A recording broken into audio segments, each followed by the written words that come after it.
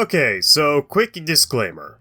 This is a tie-in video to my mythology channel, which is going to be doing a character study into Baphomet, which you can find right at the top of the description. And B, I'd like to state something obvious about human nature to anyone possessing more than 2 brain cells. I.e., apparently anyone who actually cared for the Star Wars sequel trilogy and thought that it was, quote-unquote, deep. There are no heroes in this tale. There is no altruism, despite all factions involved in this story claiming piety and incorruptible, immovable morality as the compass which guided their decision-making. It's a tragedy of greed, savagery, and the underhanded nature of mankind to serve himself first and take into consideration others as merely an afterthought.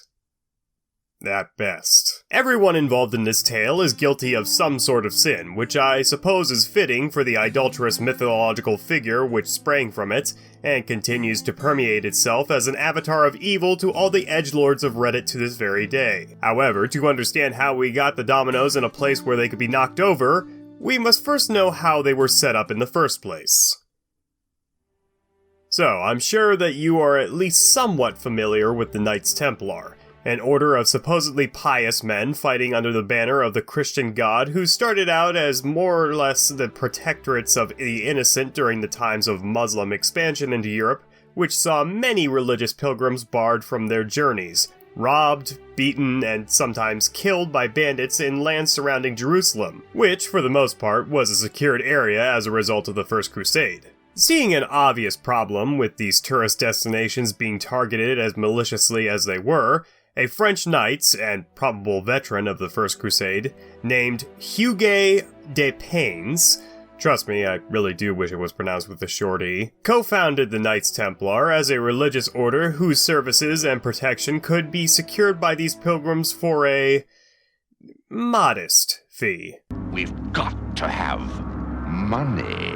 The order wasn't forced to keep up this appearance for very long, as they were officially sponsored by French church leaders soon thereafter, and their order began to receive official funding from said church, and even the supposed remnants of the Temple of Solomon as their HQ. Naturally, they were expected to help out, as the Crusades evidently became more than a one-time thing. Though it's important to note that rather than be beholden to the French government, or really even the Catholic Church, the Knights Templar were more so an international group tasked with military operations in the Middle East, which earned them political autonomy and massive profits from their successful military campaigns. Now, you might think that this wealth was purely accumulated through funding from the church, though that's not the case. And the reason behind their meteoric rise in the fields of commerce are, well, a bit more nefarious and underhanded. So, first was the exploitation of the nobility. During the Crusades, noblemen who wanted to fight and free the Holy Land had to surrender their mortal possessions to the Templars as a form of divine appropriation. A callback to Jesus essentially stating that one should give up all of his mortal possessions if he wants to truly do God's work. And give up their possessions they did. At least for a time. The Templars would guard the wealth of these noblemen while they were out seeking fame and glory on the battlefield. However, if they should die or otherwise not return at the baggage claim for their stuff, guess who was the primary recipient of these goods? So, essentially, the Templars got richer with every death they suffered on their side, only exasperated as the Knights of the Order eventually took a vow of individual poverty, meaning that the once wealthy nobles wishing to join the war effort had to surrender their wealth somewhere, and if it was the Templars, it was for keeps regardless of whether or not they actually survived. The second revenue of money they received from those less fortunate than them, yet equally as gullible to the written word, were the pilgrims they offered to escort to the Holy Land, especially during a time of brigandom like those found in the intervals of the Crusades. At some point during their run, the Templars got the idea to start withholding these travelers' possessions until their pilgrimage was over. Then, once they came back to claim these possessions, the Templars would withhold some of these trinkets as seen fit for their fee. This worked well on the part of the pilgrims, as they were a heck of a lot less likely to get robbed in a desert if they weren't packing anything of value. And why would you need to bring any valuables in the first place? You're heading to the house of God, for Christ's sake! This system of checks was the basis for the Templars' eventual banking scheme, which eventually saw them expanding out over the whole of Western Europe, digging their fingers into other such profitable fields such as manufacturing, trade, construction, and agriculture, all the while enjoying their political autonomy, which afforded them to be able to bypass these European tax systems relatively unscathed, with no one in power daring to speak out against their acquisition of their lands for their own profit margins, since the order was basically in the back pocket of the church, and rule number one of living in the 11th to 13th century is that you do not fuck with the Catholic Church. Well, to a certain point. You see, this resentment of the Templars, particularly by the French, ironically enough, would eventually become their downfall, and the catalyst for that shit show would come about with the advent of one of the earliest challenges to the Church's authority by a sovereign entity. Spoiler alert, it was France. France is responsible for like 95% of this. So, the Templars were already being viewed as favorably as Standard Oil by this point, as if it was pretty much an open secret to anyone in Europe that these guys were businessmen first and protectorates of the Holy See somewhere along the lines of the 4th or 5th. However, things would really start to unravel for them reputation-wise on May 18th, 1291. On this day, the city of Acre in northern Israel was attacked by the Mamluk Sultan al-Ashraf Khalil, who was a frankly horrifying man who went by the title of the Sultan of Sultans, King of Kings, Lord of Lords, the powerful, the dreadful, the scourge of rebels, the hunter of Franks and Tartars and Armenians, snatcher of castles from the hands of miscreants, Lord of the two seas, guardian of the two pilgrim sites. Can you tell that this guy wasn't a really big fan of the Christians? So the Templars were caught with their pants down and bent over with their assholes spread full goatsy here. They were hopelessly outnumbered, and the Temple Master, a man by the name of William of Boujou, was killed, and the Mamluks stormed the city, killing, raping, and pillaging as much as they pleased. A lot of the more high-profile targets, including a bulk of the Templars, fled to Sidon and Cyprus. More on them later. The general populace, for the most part though, were up shit creek without a paddle, and so took refuge in the Templar fortress on the seafront under the protection of a certain Peter of Sevres. After a few days, Al-Ashraf sent a vassal in order to lead all non-combatants out of the fortress to safety. Peter, the fucking idiot, agreed and accepted a delegation of 400-some horsemen, who immediately began to assault the women of the refugees, and so the gate was shut behind them and the Mamluks were slaughtered. However, again, the Sultan made up the same offer to Peter a few days later, and after leading him and a few Templars out of the camp, Peter and a few of the others were unsurprisingly decapitated, because why the hell wouldn't they be? 10 days after his invasion of Acre began, Al-Ashraf stormed the fortress walls and the city was lost. So, let's start talking about those Templars who escaped. They elected a new Templar master named Theobald Gaudin in Sidon, who soon after left for Cyprus, apparently looking to rally reinforcements. Predictably, he never arrived on the island shore and disappeared shortly thereafter. The rest of the Templars followed suit and left the city of Sidon to its grisly fate.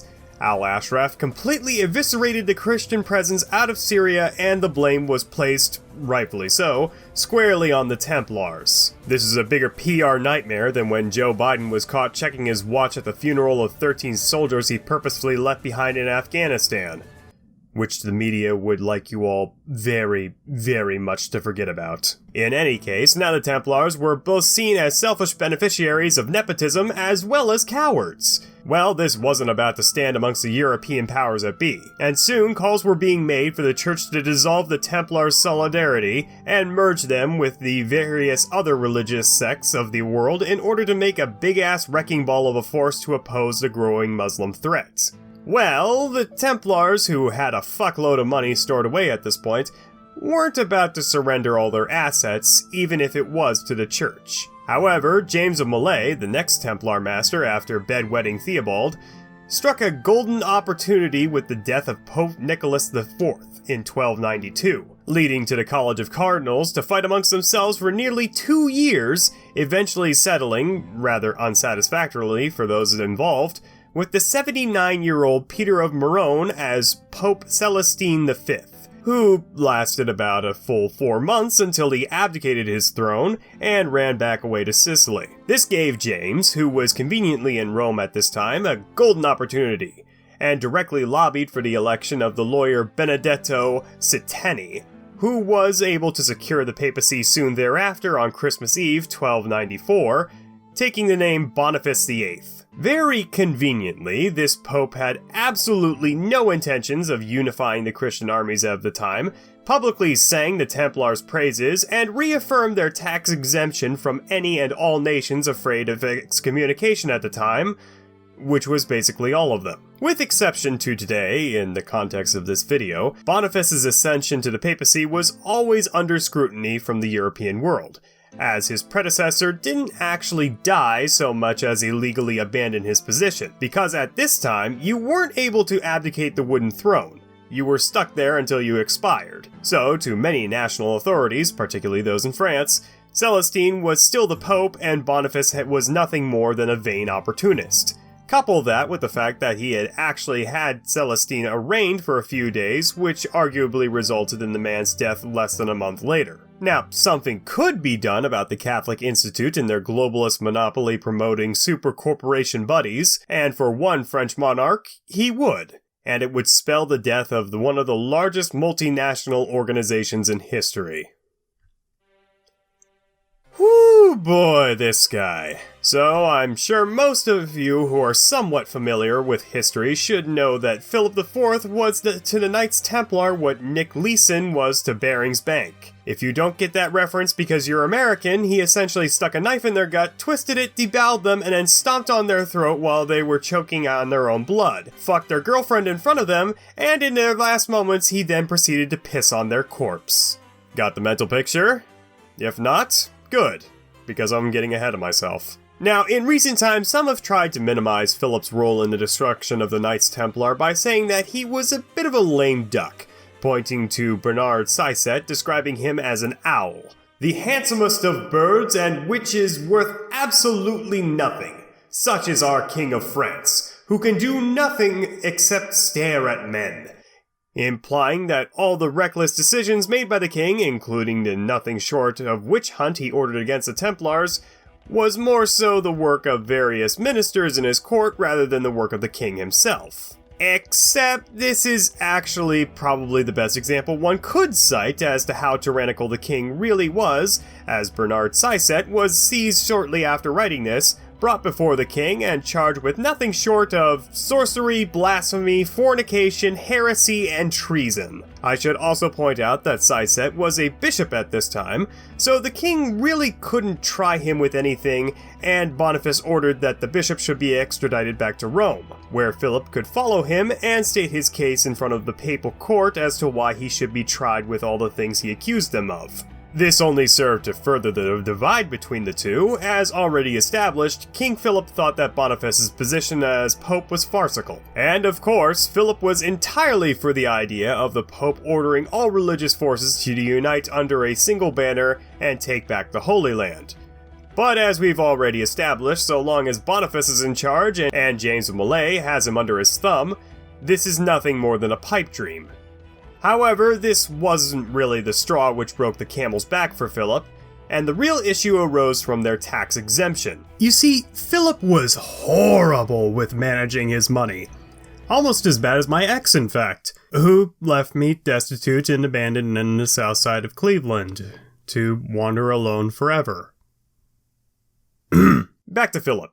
The king was in a really tight spot, and this was primarily due to the fact that France couldn't seem to keep itself out of really expensive wars, such as the one waged with England following a bad land dispute, and a war against Flanders which saw the French nobility utterly humiliated at the Battle of the Golden Spurs, which saw the French king quickly retaliate to win the war, but at a great financial cost. And so, he sought to pay off his debts by any means necessary, including the taxation of the Templar-backed churches and trade routes. which of course wasn't really an option for him, and subsequently he and his ministers were forced to manipulate the value of their currency. The gros went from about 12 derlanes, the standard for most coins in Europe at this time, to 15 derlanes in 1295, then 26 and a quarter derlanes in 1303, and then by 1306 it was worth 41 and a half derlanes. At the same time, the gros was actually minted with less and less silver. This resulted in a massive inflation and the cost of living in Paris doubling by late December, forcing the king and his ministers to crack down hard on their own currency once again, by seizing it from the general populace and not allowing the currency to be exported abroad. Now wait a moment, you might be wondering. Why doesn't Philip do what any European monarch in the Middle Ages would do and just blame the Jews and seize their mortal possessions while propagating anti-Semitism in order to justify it? Well, they already tried that. Again, all too eager to point out who had killed their lord and ended up massively deporting these people, all while taking all the money they had earned over the centuries, effectively being the Catholic Church's lenders. But guess what? France was so far into the shit pile that is one big pile of shit, that this wasn't even enough to get them back on their feet. And so the next target was obvious, but the Knights Templar couldn't be touched so long as Boniface was in charge, which gave Philip such a hate boner for the Pope that in 1303, trusted minister of the king, William of Nogaret, took some mercenaries to Anagni, surrounded the papal residence, and ransacked the place, with William purportedly going so far as to slap Boniface personally. The stress of this attack on his private residence resulted in the Pope's death a month later. However, Philip wasn't even done with him, as he later advised Clement V, Boniface's second successor, Benedict XI had annulled 9 months into his rule and then died, that Boniface was so evil that his corpse should be exhumed to be posthumously put on trial for heresy, sodomy, sorcery, and murder. Yeah, that never happened. But Philip would be glad to know that Boniface VIII carried a reputation for centuries as a devil-worshipping pope who died by eating his own hands in a fit of madness. So there's that, I guess. So now, with Boniface out of the picture, Philip was able to go after the Knights Templar. And in October 1307, Friday the 13th, which, by the way, is where the superstition comes from, every single brother of the Knights Templar in France was arrested by French authorities on charges of, bet you couldn't guess this, heresy, sodomy, sorcery, and to their creative credits, idol worship. We're going to completely gloss over the idol in question here as we get into the trials of the Templars, but if you want to hear a bit more about these supposed idols, you can click the link at the top of the description to my video on the Mythology channel all about the origins and evolution of Baphomet, hopefully shortly after this video is finished. So I want to make it very clear that Philip was the kind of king who liked the smell of his own farts, and was so full of divine piety that he really didn't have a choice in the matter of charging the Templars with all the things that he did. He once described himself and his inner circle of inquisitors as, "We who have been placed by the Lord on the watchtower of regal eminence to defend the liberty of the faith of the Church." Essentially, if the Catholic Church wasn't about to charge the Knights Templar with this very specific brand of justice, then he would. Nay, he was required to. Prior to the arrest being made, Philip sent out letters to his bailiffs all around France, urging them to arrest any and all knights they came across. Quote, "There has recently echoed in our ears, to our not inconsiderable astonishment and vehement horror, vouched for by many people worthy to be believed, a bitter thing, a lamentable thing, a thing horrible to contemplate, terrible to hear, a heinous crime, an execrable evil, an abominable deed, a hateful disgrace, a completely inhuman thing, indeed remote from all humanity.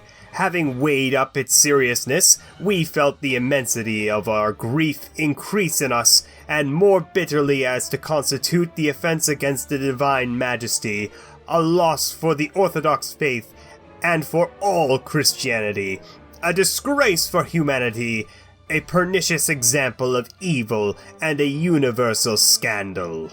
Holy shit, with that level of vindictive and flowery language, you'd think my mother just found out that I had premarital sex. Either that or these guys literally spat on the image of Jesus Christ while they renounced their faith. Oh, hey, look! That's exactly what happened, supposedly. One of the gravest charges levied against the Templar Brotherhood was the initiation ritual wherein they would throw down a painting of JC, or otherwise just a cross, and force the initiates to renounce his name 3 times before hawking a loogie right in his face. At which point they would strip naked and then have to kiss their receivers on the spine, then on the chest, and finally go full frontal on the mouth. But then, after that, they were obliged by their contract with the Order to take it up the ass by as many Templar brothers as would have them. You know, satanic shits. Although, I guess in this case, not really satanic, since they all did this in the name of Baphomet. Watch my other video. Now, there may be some echoes of truth to this royal propaganda, as new initiates were thought to have given each of the established brothers in attendance a kiss of peace before they were initiated, though this was commonly just a quick peck on the cheek, and there was no evidence of sodomy thereafter. However, once this little nugget of information got passed around through the royal court of propaganda, it turned into one of the most vile and despicable acts one could commit in the medieval world. Wait a moment. I hear something over the horizon. Yes, it looks like a statue of Vercingetorix. Oh god, it's the French nationalists about to scream at me in a language I don't understand that Philip IV was actually doing all this in an effort to preserve the integrity of the church, and my previous assertion that the trials were all primarily motivated by finance are nothing more than English propaganda. On September 22nd, 1317, King Philip sent out another letter to the bailiffs ordering that when they did arrest the Templars, they were to confiscate their valuable possessions, and even included an order to continue agricultural operations on their farmlands and vineyards. Spoiler alert, the Templars they arrested never got any of these possessions back, and conveniently enough, all of these valuables ended up in the royal treasury. Oops. Prominent brothers of the order arrested were Hugh of Peyrod, John of Tours, Geoffrey of Charny, Raimbaud of Caron, and of course, James of Malay. Now, looking over the lineup of suspects, you may have noticed something rather stark. There were actually very few knights to speak of. The majority of the Templars by this point were wealthy pig farmers, or at their most inconspicuous, retired bankers.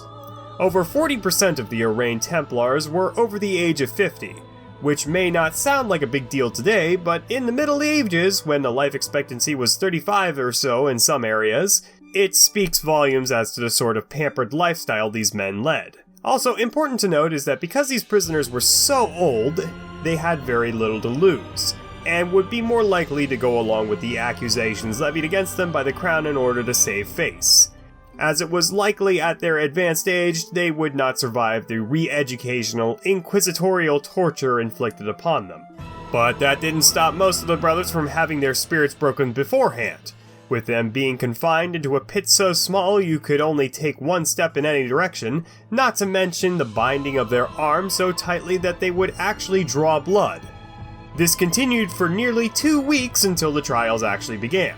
Obviously, the Inquisitors began with James of Malay, who admitted to denying Christ before an assembly of Templars at his initiation, though said that he only ever spat on the ground and had never engaged in any of the impure sexual acts with his brethren.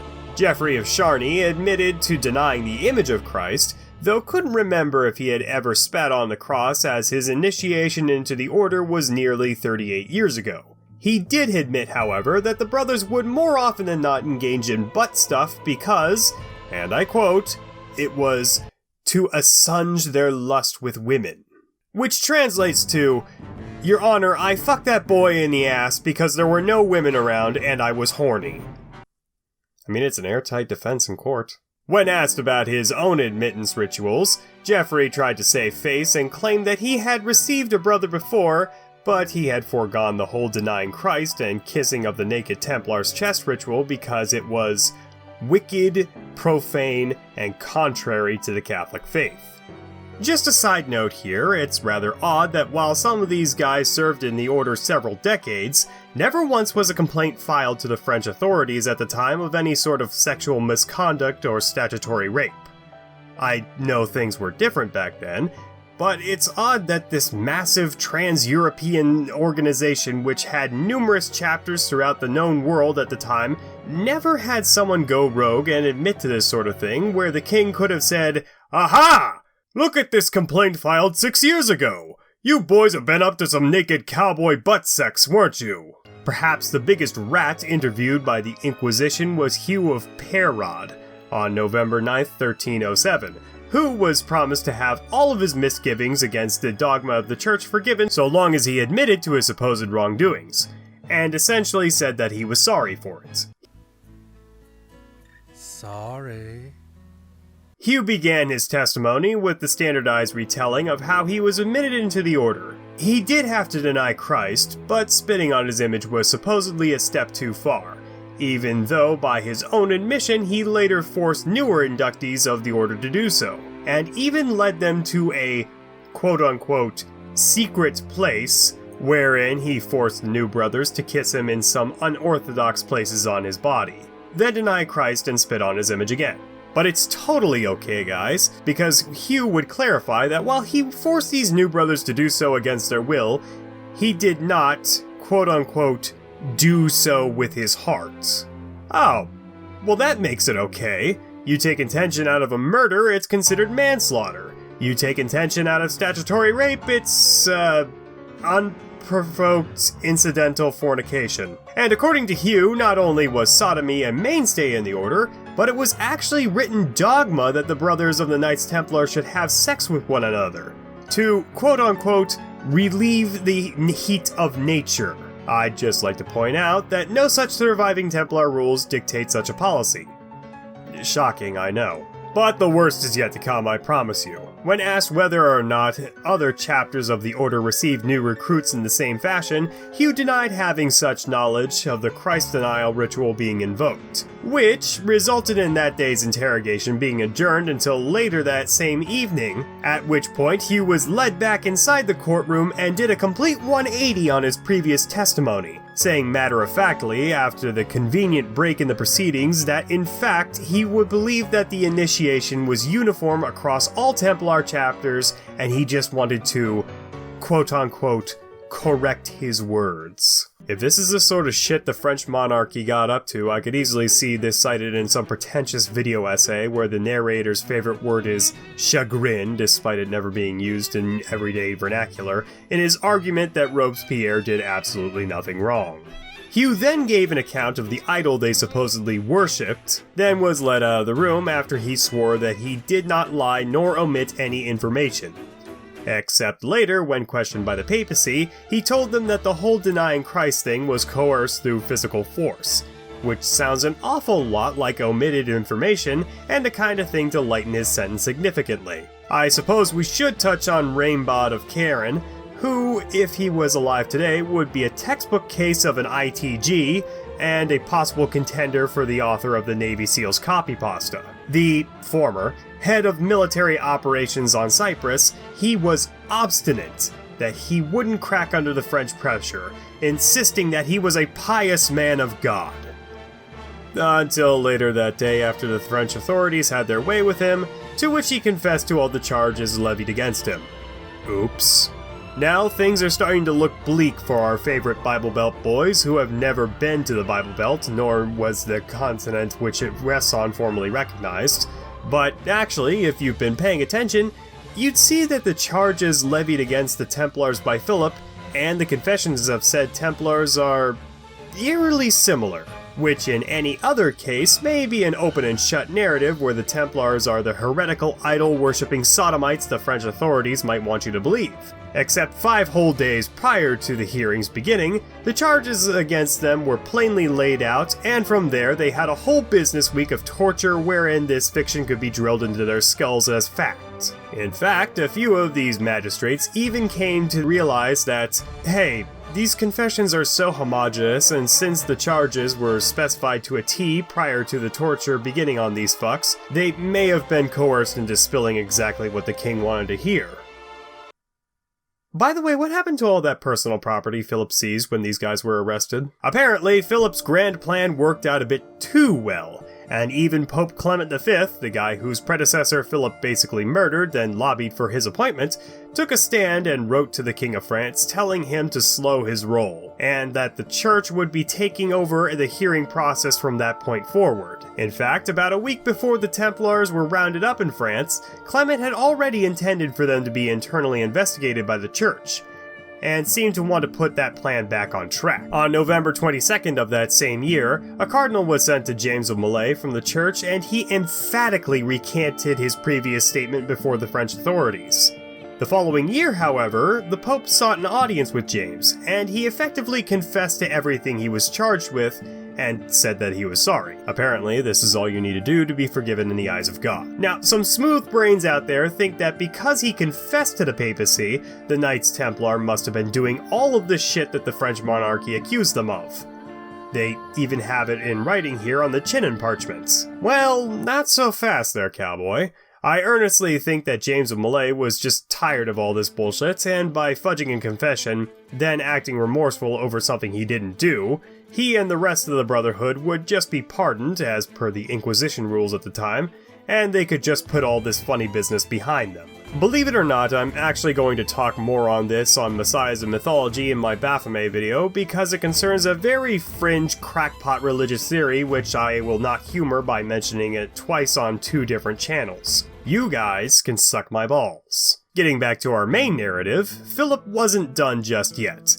With his plan effectively thwarted and time running out, he formally charged the order in 1310 with well over 100 criminal charges, the nature of which I'm sure you can figure out for yourselves. However, this time the Templars had a secret weapon, a lawyer named Pierre of Boulogne, who petitioned the French court for full disclosure of the evidence compiled against the Templars, and even forwarded all proceedings of the trial straight to the Pope, who wasn't having any of this and decided that he just wanted to conduct his own trials, thank you very much, and so he ordered that the Templars be allowed to plead their case to a special papal commission to resolve the matter once and for... Oh, did you want to see these guys testify? Well, I'm sorry to say, I think they caught a bad case of the spontaneous combustion. So, yeah, that is not really going to work. Oh, I am extremely French. All in all, Dr. Phil here had 54 Templars burned at the stake on May 12, 1310. The day before my birthday, funnily enough. No, this wouldn't have been another Friday the 13th. This execution actually took place on a Monday, which I suppose is just as distasteful. With no Templars to try as a result of Philip's bonfire, the Papal Commission adjourned due to a lack of witnesses, and before court could be called back into session, Pierre, that lawyer who was tasked with defending the Templars, supposedly confessed to all the wrongdoings of the organization and was imprisoned for heresy, only for him to supposedly escape custody but then make a break for the hills, never once looking back to the brothers he had left behind. Press X to doubt on that one, and by that I mean doubt that he was even alive by that point. However, hearing of Philip's shenanigans once again, Clement seems to have lost just as much patience for the man as I have in the course of talking about him in this video, and decided to let baby have his way and formally suppress the Knights Templar on March 22nd, 1312. Later that year, he put in writing that all the Templars' assets would be liquefied and sent to their former competitor, the Hospitallers, to which I can only imagine Philip standing up from his throne, wildly waving his arms in the air, and saying, Whoa, whoa, whoa, you guys, what about me? You realize it was extremely expensive to hold that trial which barely happened. I want a cut of that.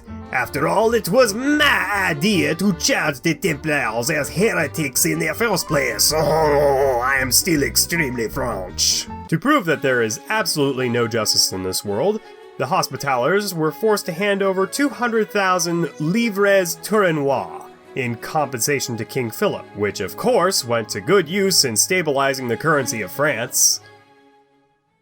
My sarcasm revealed that's not what really happened, didn't it? Of course, this story has a happy little ending, and by that I mean James of Malay and Geoffrey of Charny, pressured by the crown into confessing to the outlined crimes mentioned by the king, again decided that enough was enough, and they weren't going to run away anymore. The two did not concede and instead insisted that their confessions were coerced via torture and likewise were about as legitimate as the donation of Constantine. They were labeled as relapsed heretics, and on March 18th, 1314, they were publicly executed at the stake. A sad fate for the last remnants of an already broken order. Well, it would be sad if these guys weren't the total sleazeballs I had already explained them to be earlier on in the same video, but I digress. If it is any comfort at all, Philip IV suffered a stroke and died later that same year. Completely unrelated. But he vaguely looks like Lord Farquaad from Shrek, so have fun with that imagery. Anywho, that's going to be my video on the fall of the Knights Templar. Thank you all so very much for watching. Again, please go and watch that video in the description going over Baphomet on the main channel. I'd really appreciate it if you could spare a few views and possibly a subscription for both it and this channel. Stay tuned because we have many more projects in the works and I don't want you to miss any of them. So until next time, ladies and gentlemen of the internet, my name is Messiah, and go and make some history happen today.